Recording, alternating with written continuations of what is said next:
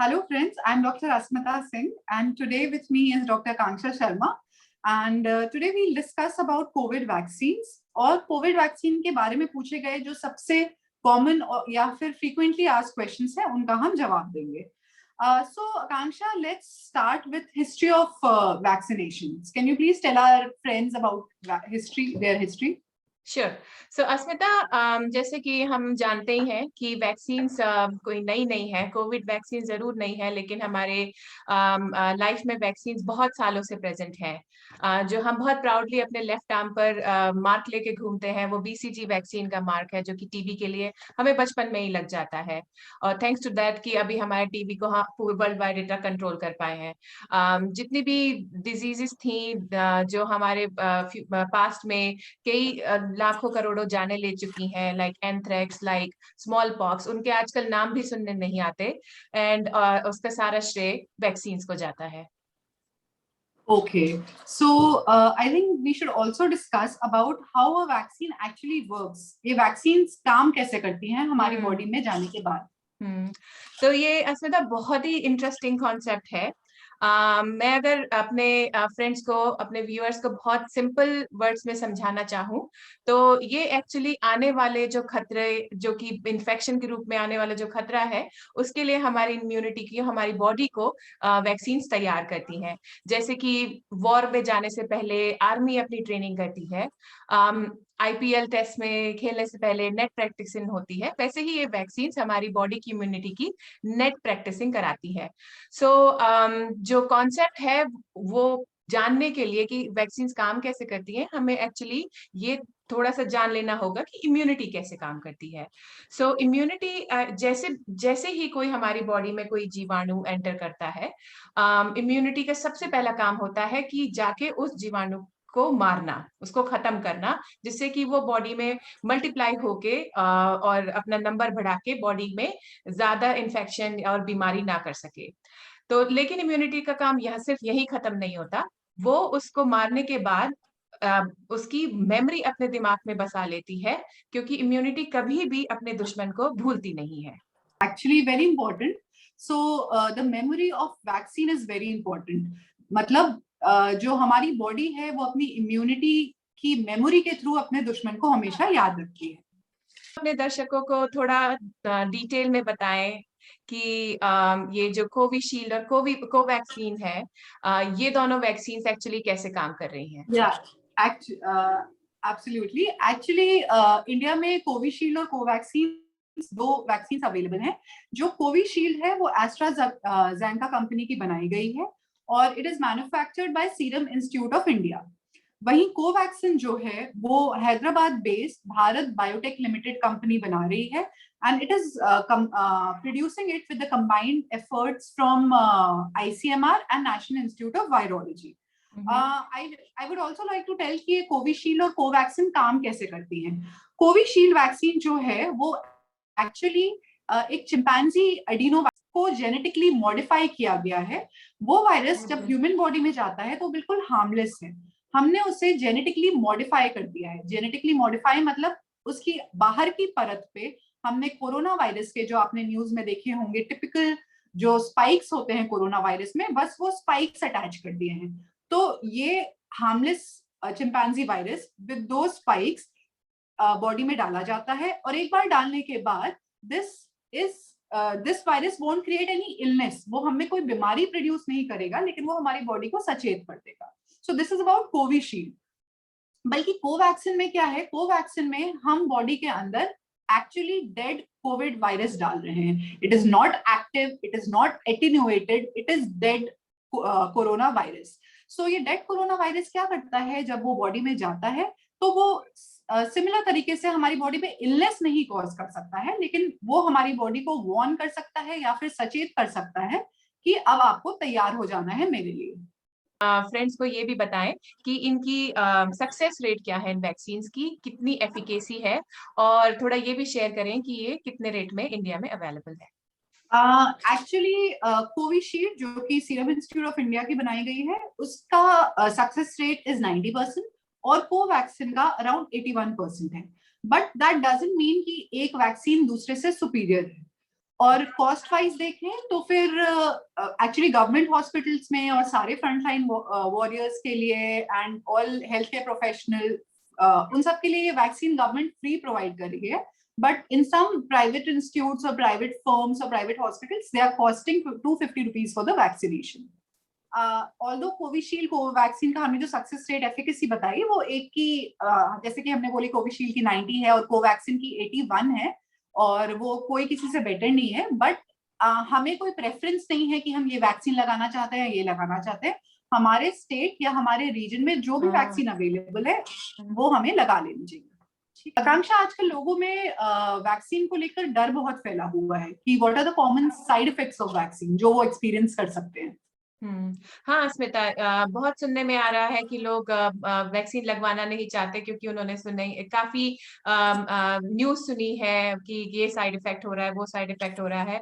But मैं आपको ये तसल्ली दिलाना चाहती हूँ कि मेजोरिटी ऑफ द जो साइड इफेक्ट्स हैं वो बेसिकली इस चीज का गवाह है कि आपकी वैक्सीन काम कर रही है और बहुत माइल्ड होते हैं. तो हम एक्चुअली साइड इफेक्ट्स को दो कैटेगरी में डिवाइड कर सकते हैं, लोकल और जनरलाइज आपकी पूरी बॉडी में. तो लोकल सिम्टम्स जो होते हैं वो आपके जहाँ इंजेक्शन लगा उस साइड पे होते हैं. आपको रेडनेस हो सकती है, कुछ स्वेलिंग हो सकती है, पेन हो सकता है जो कि 1 से 2 दिन में चला जाता है. अगर वो सिम्टम्स फिर भी बने हुए हैं तो आप उसके लिए एक पैरासीटामोल भी खा सकते हैं. उसके अलावा आपकी जो पूरी बॉडी में सिम्टम्स होंगे उसमें आता है आपको कुछ एक दो दिन फीवर रह सकता है या फिर आपको बहुत थकान रह सकती है. उससे ज्यादा सिम्टम्स नहीं देखे जाते. अराउंड 80% लोगों में सिम्टम्स देखे जाते हैं, लेकिन जिन 20% में ये सिम्टम्स नहीं देखे जा रहे हैं, मतलब उनको कोई फीवर नहीं हो रहा है, उनको कोई पेन नहीं हो रहा है, तो भी घबराने की बात नहीं है. हर बॉडी अलग अलग तरीके से रिएक्ट करती है वैक्सीन लगने के बाद. So you should just believe that your vaccine is still working. बिल्कुल अस्मिता. अब अगर हम बात करें कि बहुत अनकॉमन जो बहुत कम देखे जाते हैं साइड इफेक्ट्स के बारे में, तो उनमें से एक साइड इफेक्ट आता है anaphylaxis reaction. Actually anaphylactic reaction या कि एनाफाइलैक्टिक शॉक जो चीज है वो साइड इफेक्ट नहीं, वो एक प्रकार का रिएक्शन है. उसमें क्या होता है कि सडनली आपको आपके चेहरे पे, आपके होठों पे सूजन आने लगती है, आपकी पूरी बॉडी में रैशेस होने लगते हैं, इचिंग हो सकती है और आपको सांस लेने में बहुत ज्यादा तकलीफ हो सकती है. But I would like to tell once again and emphasize on this that it is very very rare. ये लाखों में किसी एक में देखा जाता है और ये एलर्जिक रिएक्शन किसी चीज से भी लेकर हो सकता है. इसीलिए हम पेशेंट को इंजेक्शन लगने के बाद अराउंड आधे घंटे वहां पर ऑब्जर्वेशन में रखते हैं. वहां पर लाइफ सेविंग ड्रग्स अवेलेबल हैं कि आपको अगर ये एलर्जिक रिएक्शन हुआ तो वो आपको इमीडिएटली दी जा सकती हैं.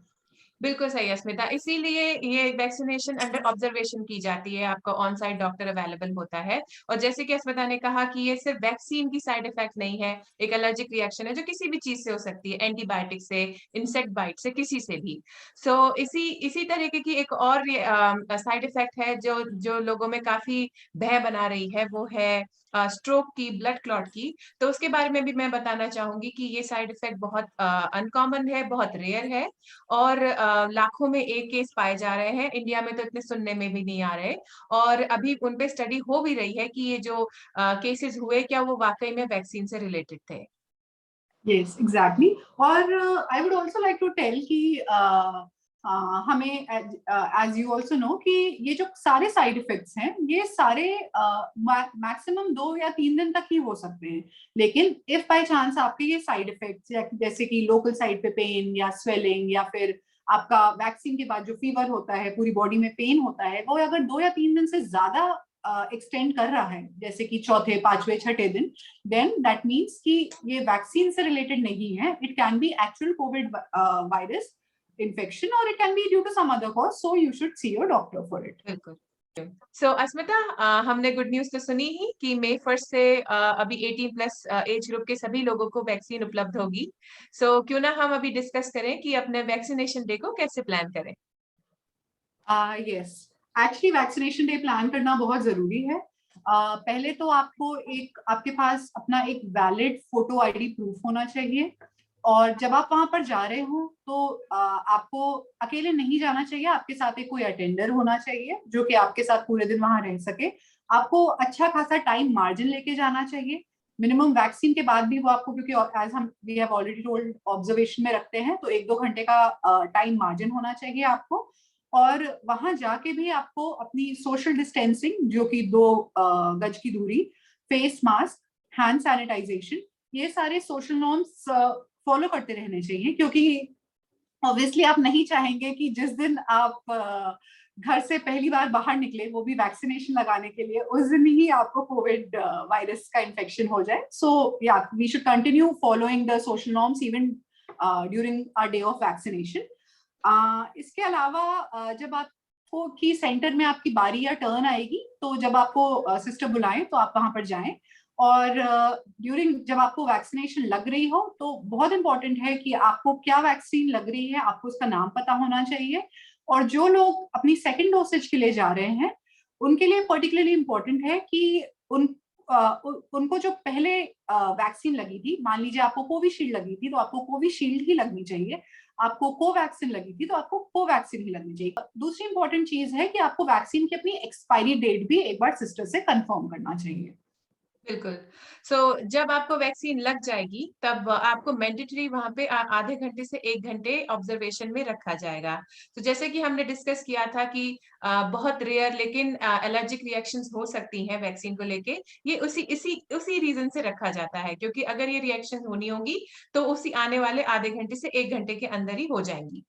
तो जब आपको वो ऑब्जर्वेशन में उधर रखा जाए तो आप ध्यान दें कि आपको कोई सांस लेने में तकलीफ तो नहीं हो रही, आपके लिप्स में या टंग में कोई स्वेलिंग तो नहीं हो रही, इचिंग या रैश तो नहीं डेवलप हो रहा। अगर आपको ऐसा कोई भी सिम्टम देखने को मिले तो आप तुरंत नर्स को अलर्ट कर दें और वहां पे प्रेजेंट डॉक्टर आपको आके तुरंत उसका ट्रीटमेंट दे देंगे।